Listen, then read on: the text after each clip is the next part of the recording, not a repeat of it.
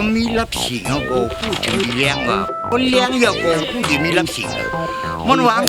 น่าจังใครพูดนั้นจังไหนเดี๋ยวนี้ฉลาดเลยลองฮะ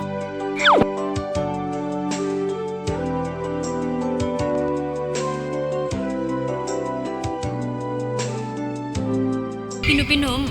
เขาสองก็อยู่ที่ไหนใจเต้อยู่ห้าใจเต้นะเมื่อกลางในเศร้าปีหนุ่มมาผืนพักดูนั่นเลยปีหนุ่มไล่หันไอหน้าตาขี้ข้านั้นมีอยู่ตั้งนานเฮิรนนะไม่รู้ซ้ำอำทำไทยละอยู่เขากว่าตั้งนกไปมาอยู่น้องแล้วเพราะว่าเขาคู่เขาสองก็อยู่ที่ไหนเต้อำลองก่อนลองนึงเขาได้มาหาสู้ยุงเฮายาวอำเป็นสางนั้นน้องแล้วเพราะว่าเขามาหาลองสู้ยุงเฮาในโลกาละตำนวนนั่นนะกุ้ยกาตุ้ยหน้าตาเขาเต้อำมึกซะนั้นน้องแล้วเมื่อดีในกัดก็เขามาหาสู้ยุงเฮายาวนั่นเด้ตีเป็นลองอำทางในเป็นกุ้ยนั้นน้องแล้วกุ้ยกาอำทางแรกขึ้นเฮาซ้ำมาจำกันข้าได้ดีใจซินั่นยาวมาเลยข้ากว่า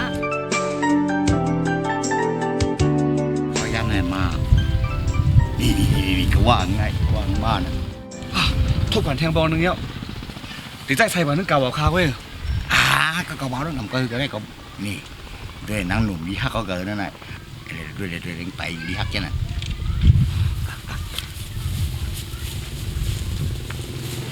โฮ่สื่อสองข้อมันมีอยู่ที่ไหนแท่งทำมาป้าไว้น้องหนุ่มนั่นนะไปไว้สั่งล่ะมาเปิดย้อนขึ้นกาเก่าว่าเขาเมื่อสู่เอาเลี้ยงเผานั่นกาว่าเขาอะไรไกวกว่าไปซื้อก่อนหลุดไรใช้บันขึ้นซื้อสู้ยังใจน่ะลองเลี้ยงไผ่ว่านั่นแล้วอำซึมใส่แรงสีปอข้าก็อำตั้งใจผ่าสุนังเก่าลองอำสั่งถุงไหนก้วยเลี้ยงน้องแล้วใส่บันขึ้นเขาเสร็จเลยเลี้ยเบิ้ลหนาเนื้อกลางตั้งกาเก่าว่าเขาเนี่ยกาใหญ่แน่ทะเลทางกาคือล่ะนี่กากลางว่าสุโกไล่ขึ้นยาวนะไปบันตั้งเขาเลยน้องเราเด็ดตกลื่นห้องเย็นยาวไป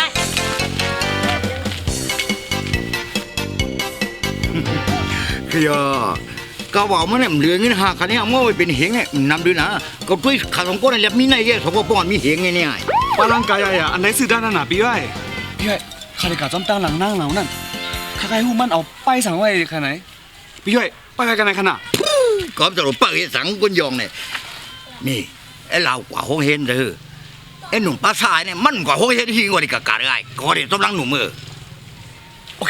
เคแต่ได้ชิลูกเกอร์ละช่วยค่ะชิเพงเอาหาลูกมีก็อยู่เลี้ยไม่ใช่ไก่ไม่เรียกมี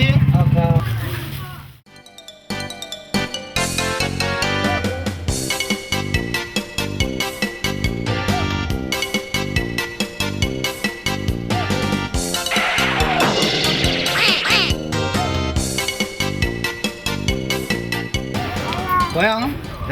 เธอหยอกเว้ยเธอก็เป็นน้องเนาะเธอหยอกเนาะได้ได้พาลุงได้แหละหาลุงได้มากำเหลือมาขอเครื่องไปกันมาเดี๋ยวผมปังได้กำเหลือเสียสุภาพผมตัวก็มาได้เดี๋ยวไป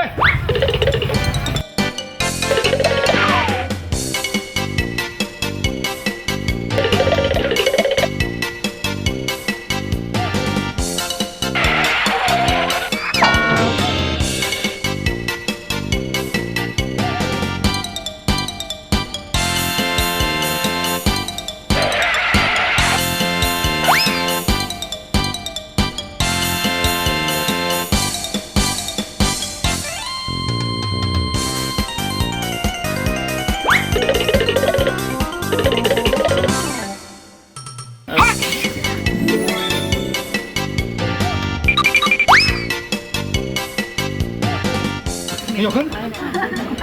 ไก่ก็ได้ปังนี่หรอปังเลยปังใหญ่มันตัวปัดนี่แบบนี่ปัดช้างฮะตัวปัดนี่นะทำอย่างนี้นะเชื่อเอาไปเย้ติดติ่งไม้มาคนนี้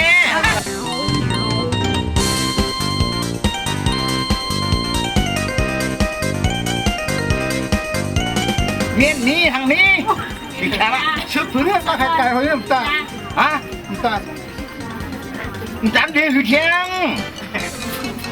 เอาไปกวนให้ละฮะทำให้กวน เฮ้ยเขาก็มัดเขาขึ้นแล้วนะคนนี้วันแย่นี่คือละ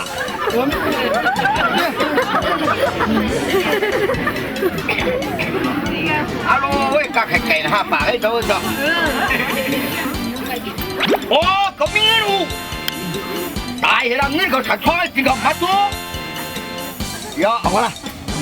ท้องน้ำนั่นได้ใช้จี้มาจ้องเงินเฉยนั่นเลยผมตัวขอจี้กินกันเนี่ยว่าละย่อนะไม่ไปเที่ยงก็ทำให้ท้องหลังเราเนี่ยตายทีละหนีมาเลยยิ้มออกมายิ้มไกลฮัลโหลไอ้เกียร์กูเนี่ยมาถอดกูนี่บนหม้อ